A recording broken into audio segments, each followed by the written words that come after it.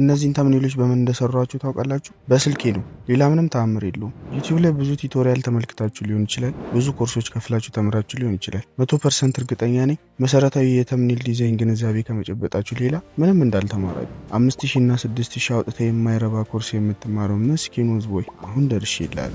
እነዚህን የመሳሰሉ ውድ ተምኔሎች ምንም አይነት ፒሲ ሳያስፈልግህ በስልክ ብቻ በስልክህ ብቻ እንዴት መስራት እንደምትችል ከመስራትም አልፎ እንዴት በስልክ ብቻ ተምኔል ዲዛይን ማስተር ማድረግ እንደምትችል ከስክራች ያሳያለሁ። ማስተር ማድረግ ብቻ አይደለም፣ እንዴት እኔ ኢንተርናሽናል ክላይንቶችን እንዳገኘው እንደማገኝም ጭምር ስቴፕ ባይ ስቴፕ ብሬክዳውን አድርግላቸዋለሁ። ደግሞ አፕወርክ ምናምን የሚባል ነገር የለም። እሺ አታስቡ። ፈርስት ቲንግ ኢዝ ፈርስት፣ ዩቲዩብ እና ተምኔልን ምን አገናኘች የሚለውን ነገር በስሱ ገረብ እናድርገው። በመጀመሪያ ዩቲዩብ ምንድን ነው? ያው ዩቲዩብ ነው። ተምኔል ማለት ደግሞ የቪዲዮ የፊት በር ብለህ ብትወስደው ቀላል ነው።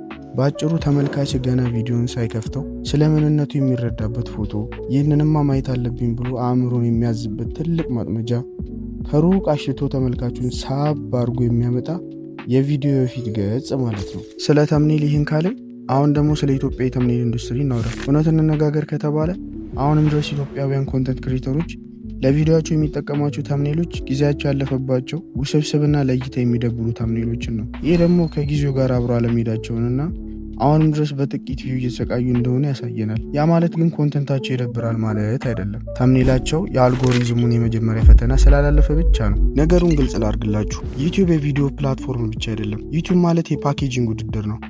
እንደ ኮንተንት ክሬተር ሳይሆን ራሱን እንደ ኦዲየንስ ቆጥሮ የሚሰራ ሰው ያሸንፋል። አፕሎድ የምታደርጉት ነገር በሙሉ ላይክ፣ ቪዲዮ፣ ታይትል፣ ተምኔል መጀመሪያ ለጥቂት ሰዎች ዩቲዩብ አሳይቶ ይሞክረዋል። አልጎሪዝሙ ቪዲዮአችሁ በከፍተኛ ጥራት የተቀረጸ በውድ ኮምፒውተር ኤዲት የተደረገ ወይም ጠቃሚ መሆኑ ግድ አይሰጠው። የሚጠይቀው አንድ ቀላል ጥያቄ ብቻ ነው። ሰዎች ይህን ቪዲዮ ክሊክ ያደርጉታል ወይ? ተምኔላችሁና ታይትላችሁ የቪዲዮአችሁ ዘበኞች ናቸው። እነሱ የመጀመሪያውን ፈተና ካላለፉ ማለትም አልጎሪዝሙ ከሚፈልገው በታች ከሆነ ዩቲዩብ የእናንተን ቪዲዮ ለሰው ማሳየቱን ያቆማል። ስለዚህ ተምኔላችሁ የቪዲዮአችሁን የመታየት እድል በ99% ይወስነዋል ማለት ነው። ከዚህ ትራፕ ለመውጣት ደግሞ እነዚህን 6 ነገሮች ማወቅና ማስተካከል አለባችሁ። በተለይ 6ኛውን አብዛኞቹ ዩቲዩበሮች አይነግሯችሁም። አንደኛ ተምኔላችሁ። በቪዲዮ መጀመሪያ ላይ እንዳወራ ነው ተምኔላችሁን በቻላችሁት መጠን ፕሮፌሽናል ሉክ ማስያዝ ነው። ያ ማለት ግን 3 እና 4 ቀን ተምኔላችሁ ላይ ፍጁ ማለት አይደለም። ጥሩ የሚባል ተምኔል ለመስራት የግድ 4 እና 5 ቀናት መፍጀት አይጠበቅባችሁ። እኔ ተምኔሎችን ስሰራ የምጠቀምበትን ትሪክ ልንገራችሁ። መጀመሪያ ኮንሰፕቱን ወይም አይዲያውን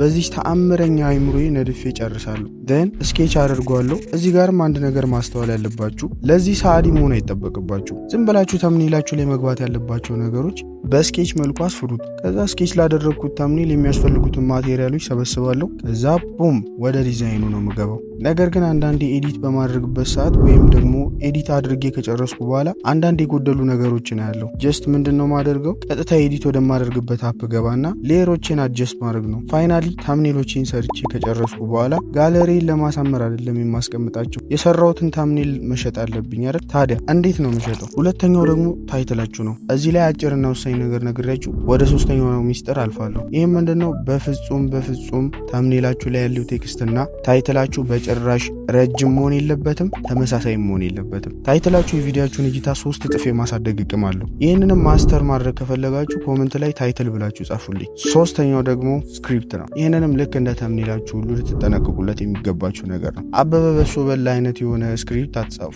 ይህንንም እንዴት ስክሪፕት አጻጻፍ ላይ ማስተር ማድረግ እንደምትችሉ ቀጣይ ቪዲዮዎች ላይ ብሬክዳውን አደርግላቸዋለሁ። 4ኛው ደግሞ ቮይስ ነው። ይህንን እንኳን ብዙም ማለት አልፈልግም። እሱ ዩቲዩብ ላይ እንዴት ፕሮፌሽናል ሳውንድ በስልካችሁ መቅዳት እንደምትችሉ የሚያስተምሩ ቪዲዮዎች ስላሉ እነሱ ነው። 5ኛውና ዋነኛው እንዳልላችሁ በዩቲዩብ ኮምፒቲሽን ውስጥ 1ኛ 2ኛ የምትሉት ነገር የለም። በተሻላችሁ መጠን በቤስት የሚባል ነገር ለመስራት ሞክሩ። ምክንያቱም አልጎሪዝሙ ለተሻሉ ነገሮች ሽልማቱን ያስቀድማል። እናም 5ኛው ቁልፉ ነገር ኤዲቲንጋችሁ ነው። በቃ አሪፍ አድርጋችሁ ኤዲት አድርጉ።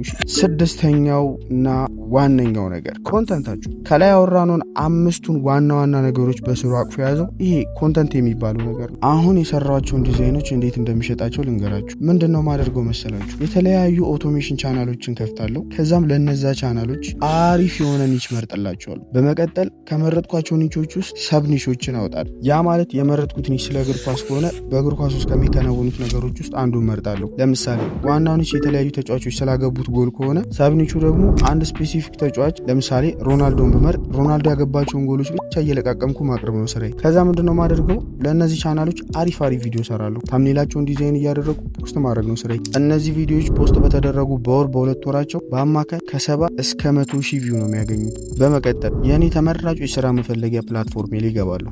እሱም ኤክስ ይባላል። እዛ ላይ የሰራኋቸውን ታምኔሎች ከሰራኋቸው ቪዲዮዎች ጋር ሊንክ አድርጌ ፖስት አደርጋለሁ። ደን ክላይንቶቼ ኮንታክት እስኪያደርጉኝ ጠብቃለሁ ማለት ነው። በአንድ ድንጋይ ሁለት ወፍ ማለት አይደለም። እዛ በኩል ዩቲዩብ አውቶሜሽን፣ በዚህ በኩል ስኪል ይሸጣሉ። እናም እነዚህ ነገሮች በሙሉ የሚሰሩት ኪሳችሁ ውስጥ ይዛችሁት በምዞሩ ስልክ ነው። ፎቶሾፕ የሚባል ነገር የለም። ፒሲ የሚባል ነገር አይኖርም። ስልካችሁና ስልካችሁ ብቻ። አሁን ስለ ተምኔል በደንብ የተረዳችሁ ይመስለኛል። ስለዚህ ቀጥሎ ምን እንደሚሆን ላብራራላችሁ። እያንዳንዱ ዩቲዩብ ላይ የምትሰሯት ነገር በሙሉ የቻናላችሁን እድገት ትወስኗለች። ታምኔላችሁ ደግሞ የመጀመሪያ የእድገታችሁ መቆጣጠሪያ ነው። ይህን ክፍል በስትራቴጂ ካልመራችሁት ሌላው ልፋታችሁ ሁሉ ዋጋ አይኖረውም። ለዚህ ነው ይህን ቻናል ሰብስክራይብ ማድረግ ያለባችሁ። ይህ የቱቶሪያል ቻናል ስለሆነ ሳይሆን በስልካችሁ ብቻ እንዴት የዩቲዩብ አልጎሪዝምን ማሸነፍ እንደምትችሉና እንዴት ዩኤስ ቤዝድ ፌስለስ ቻናሎችን ረን ማድረግ እንዳለባችሁ ፕራክቲካሊ ከስክራች የምትማሩበት ቻናል ስለሆነ ነው። በቀጣይ የተምኔል ቱቶሪያል ቪዲዮ እስከምንገናኝ ቻናሉን ሰብስክራይብ በማድረግ ይህን ቪዲዮ ላይክ በማድረግ ይህን ትምህርት ማስተር ማድረግ አለበት ለምትሉ ሰው ላኩለት። ቸር ሰንብቱ።